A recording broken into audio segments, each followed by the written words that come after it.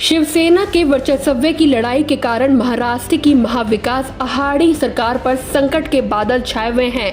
महाराष्ट्र में उद्धव ठाकरे की सरकार का जाना तय माना जा रहा है। ऐसे में उद्धव ठाकरे ने वही दांव खेला जो लगभग 30 साल पहले 1992 में उनके पिता बाला साहेब ठाकरे ने चला था। तब शिवसेना के अस्तित्व पर आए संकट टल गया था।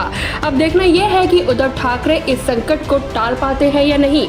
महाराष्ट्र के मुख्यमंत्री उद्धव ठाकरे ने बुधवार की रात सरकारी आवास वर्षा को छोड़ दिया है और वह लौटकर मातोश्री आ गए हैं। इससे पहले उद्धव ठाकरे ने शिवसेना के मचे बवाल पर एकनाथ शिंदे समेत सभी बागी विधायकों से कहा कि वह मुख्यमंत्री पद छोड़ने के लिए तैयार हैं, अगर कोई विधायक उनके सामने आकर कहे।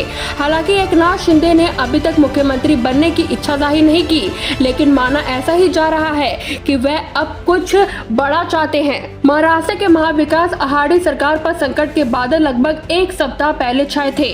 तब एकनाथ शिंदे कुछ विधायकों को लेकर गुजरात के सूरत स्थित एक होटल में जाकर बैठ गए थे।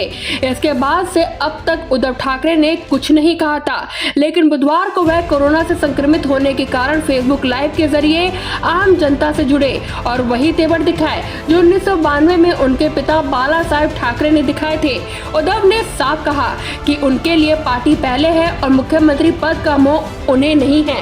यह पहली बार नहीं है जब शिवसेना के बगावती सुर सुनाई दिए हैं। शिवसेना में 1992 में बाला साहेब ठाकरे के ही एक साथी माधव देशपांडे ने कई आरोप लगाए थे। उन्होंने उद्धव ठाकरे और राज ठाकरे की पार्टी में दखलंदाजी का बड़ा मुद्दा उठाया था।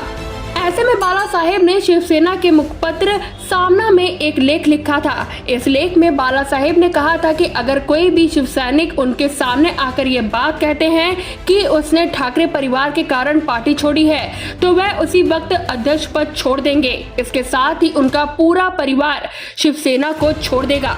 सामना में बाला साहेब ठाकरे का ये लेख पढ़ने के बाद लाखों शिवसेना कार्यकर्ता सड़कों पर उतर आए थे। कुछ कार्यकर्ता अपनी जान देने की धमकी भी देने लगे थे।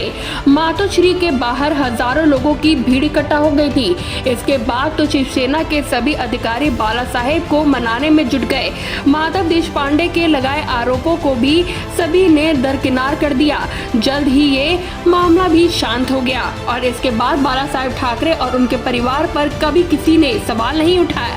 अब उद्धव ठाकरे भी उसी नक्शे कदम पर चलते नजर आ रहे हैं। हालांकि 1992 के बाला साहेब ठाकरे के समय पर अब के वक्त में बहुत अंतर है।